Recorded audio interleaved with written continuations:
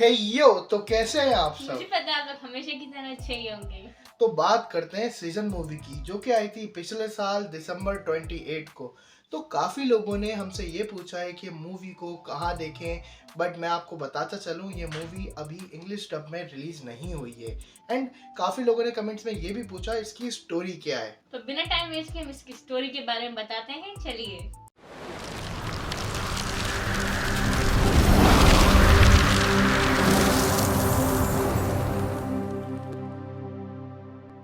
तो मूवी की स्टोरी यहाँ से स्टार्ट होती है कि एक लड़की अपने कज़न के घर जाती है। उसको अपने कजन से बहुत अटैचमेंट होती है, बचपन से वो उस पर क्रश रखती है, उसको बहुत प्यार होता है। बस उसके कजन उसके लिए ये फील नहीं करता और उसकी कहीं और शादी हो जाती है क्योंकि वो किसी और से प्यार करता है और उनकी एक अच्छी खासी फैमिली होती है।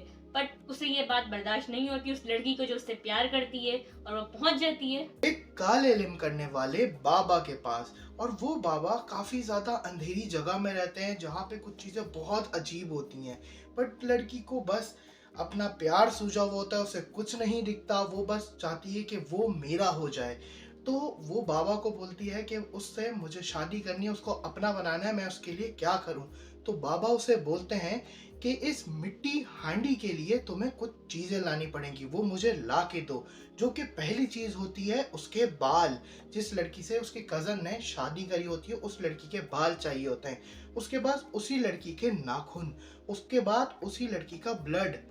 एंड ये सब चीजें लाने के बाद ही वो एक लड़का तुम्हारा हो जाएगा और वो लड़की खत्म हो जाएगी। और वो निकल पड़ती है अपने मिशन पे जिससे वो प्यार करती है, उसकी वाइफ के बाल, नाखून और ब्लड हासिल करने, और समहाउ वो हासिल कर भी लेती है। बट यही है मूवी का सबसे बड़ा ट्विस्ट, सबसे बड़ी उस लड़की की गलती कि जिससे वो प्यार करती है उसकी वाइफ के बालों की बजाय अपनी ही फैमिली मेंबर में लड़की एक होती है, उसके बाल वो बाबा को दे देती है।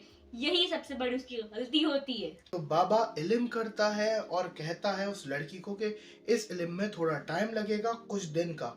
और वो लड़की अपने घर चले जाती है और कुछ दिनों तक उसके घर पे कुछ अटैक्स और कुछ तरीके की अजीब चीजें होने लग जाती हैं। और साथ ही साथ जो अपने उसके कजन की वाइफ होती है उस पर भी अटैक्स हो रहे होते हैं, क्योंकि नाखून और खून तो उसी का ही होता है। बाल जो है वो मिस्टेक हो गए होते हैं, रिप्लेस हो गए होते हैं, लेकिन खून और नाखून उसी के ही होते हैं। तो उसे भी चीजें दिख रही होती हैं, सुसाइड के प्लान्स आ रहे होते हैं, कुछ चीजें जो ख्वाब में उसको डरा रही होती हैं पर वो हकीकत होती है, वो ख्वाब समझती है।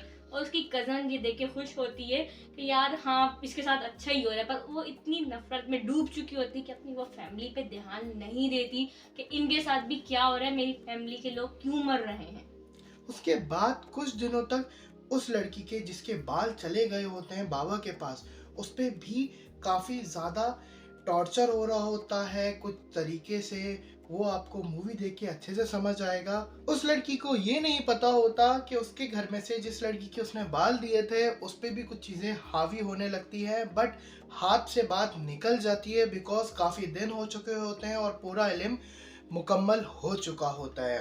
और उसके बाद काफी ज्यादा हॉरर सीन है क्योंकि वो चीजें हावी होने लगती हैं, क्योंकि चीजें शैतानी कनेक्टेड होती हैं, शैतानी सोर्स सब जो होता है वो रूहें, आत्माएं, सब चीजें एंटर, क्योंकि बलि चढ़ेगी तभी उसका प्यार मिलेगा। मगर उस लड़की जो उसकी कजन की वाइफ है उस पे भी और उसकी फैमिली मेंबर दोनों पे वो चीजें हावी हो रही होती हैं इन्हें मारने के लिए, और जो जो उनके रास्ते में आता है उनको डराने के लिए उन सब पे वो अटैक करती है। और वो जब देखती है कि यार ये हो क्या रहा है, उसको समझ नहीं आता जिसने ये जादू करवाया है, तो वो जाती है जहाँ से उसने सब बाल वाल उसके लिए थे, तो उसकी कजन की वाइफ के बाल वहीं मौजूद होते हैं, और साथ में उसकी फैमिली मेंबर उसकी कजन होती है उसका भी कॉम्ब वहीं रखा होता है, उसका कंघा वहीं रखा होता है। तो वो समझ जाती है कि मुझसे गलती हुई है और मैंने अब उस वाइफ की जगह, उसकी बीवी की जगह जिससे वो प्यार करती है, अपनी ही फैमिली मेंबर का बाल दे दिए हैं। उसके बाद वो लड़की वहाँ से जल्दी से काले जादू करने वाले बाबा के पास जाती है और बोलती है कि मुझसे बहुत बड़ी गलती हो गई, मैंने अपनी फैमिली मेंबर का आपको बाल दे दिया है, अब ये जादू ख़त्म कर दो। तो बाबा कहते हैं ये मजाक नहीं है बच्चा, ऐसा नहीं हो सकता, ये अमल पूरा हो चुका है। अगर तुम चाहती हो तो एक रास्ता है, मगर इसमें तुम्हारी जान भी जा सकती है। वो लड़की बोलती है मुझे अपनी जान की फिक्र नहीं, मुझे अपनी फैमिली को बचाना है। तो बाबा बोलते हैं ये मटकी को लेके जाओ और जो चीज़ें बोल रहा हूँ वो चीज़ें करो। वो लड़की जाती है और उस हांडी को रख के कुछ चीज़ें पढ़ना शुरू करती है, जहाँ पे वो हांडी फूट जाती है और वहीं पे वो चीज उस पे कब्जा कर लेती है और हावी हो जाती है। और जब वो पजेस हो जाती है लड़की, वो अपनी फैमिली मेंबर्स को और सब लोगों को जो उसके सामने आता है, वो घर में रह रहा होता है, उसको वो अटैक करती है, उनको नुकसान पहुंचाने की कोशिश करती है, डराती है। तो उसके कज़न को ये चीज़ समझ आने लगती है कि ये कोई आम मसला नहीं है, कोई मामूली सा मैटर नहीं है। उसकी आंखें चेंज है, उसके बात करने का बिहेवियर सब कुछ चेंज है उसका। तो वो ये समझ जाता है कि ये एक रूहानी मसला है। वो जाता है एक मौलवी साहब के पास और मौलवी साहब को सब बताता है और मौलवी आते हैं उनके घर देखते हैं कि क्या मसला है। जब वो मौलवी घर आते हैं तो वो देखते हैं यहाँ पे निज़ाम विज़ाम ही सब धर्म भरम हुआ हुआ होता है, सब खराब हुआ हुआ होता है। तो वहीं पे वो सीन आता है जो कि आप लोगों ने पोस्टर में देखा था, जिसपे लाखों करोड़ों बातें करी गई हैं कि ये मूवी में गलत है, इसमें कुरान ऐसे रखा हुआ है और चादर लिपटी हुई है। बट यहाँ पे उस सीन की आपको हम एक्सप्लेनेशन देते हैं और यहाँ पे उस सीन के बारे में अच्छे से समझाते हैं।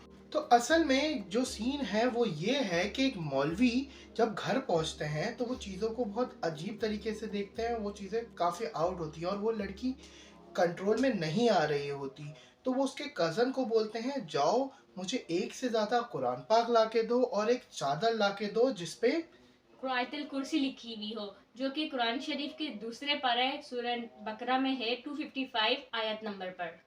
उसके बाद वो लड़का मौलवी साहब के पास कुरान पाक और वो आयत वाली चादर लेके आ जाता है। तो मौलवी साहब वो आयत वाली चादर उस लड़की पे डालते हैं जहाँ पे वो काबू पे आ जाती है और वो लड़की को एक चेयर पे बैठाते हैं और उसके चारों तरफ कुरान पाक रखते हैं जहाँ से वो काबू में रहे। मगर वो एक इतनी बुरी चीज़ होती है कि वो आयत वाली चादर के साथ ही उस कुर्सी को हवा में लेके चले जाती है। बट मौलवी साहब तिलावत स्टार्ट करते हैं और वो चीज़ काबू में आने लग जाती है और वो चेयर वापस नीचे आ जाती है। तो देखा आप लोगों ने कि कुरान की क्या ताकत है कि कितनी भी शैतानी चीज़ हो, कितनी भी हावी और बड़ी होने वाली हो, मगर वो कुरान की ताकत के आगे कुछ नहीं होती, निस्तो नाबूद हो जाती है।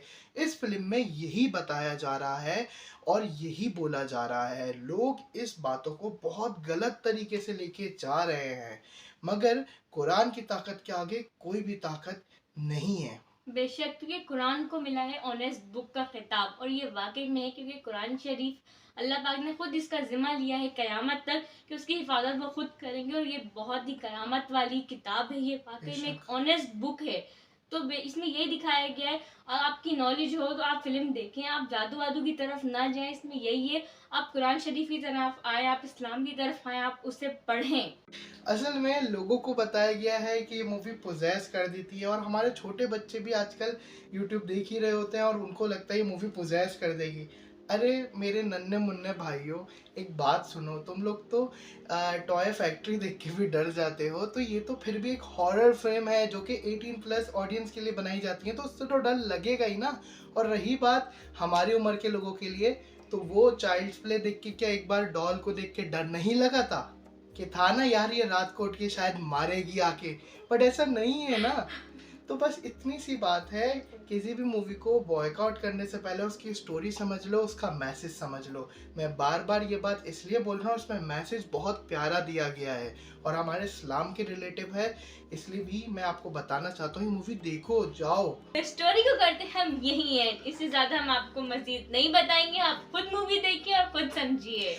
और अगर इसी टाइप की और वीडियोस चाहिए, हॉरर या कॉमेडी या बच्चों के रिलेटिव, तो हमें कमेंट में बताइए। अब वीडियो को करते हैं यहीं एंड। तो वीडियो देखने का बहुत बहुत शुक्रिया।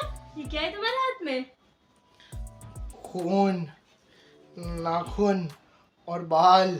गलत है ये, तो लाइक कर दें, सब्सक्राइब कर दें और मैं चलता हूँ कहीं नहीं, नेक्स्ट वीडियो बनाने। अल्लाह हाफिज।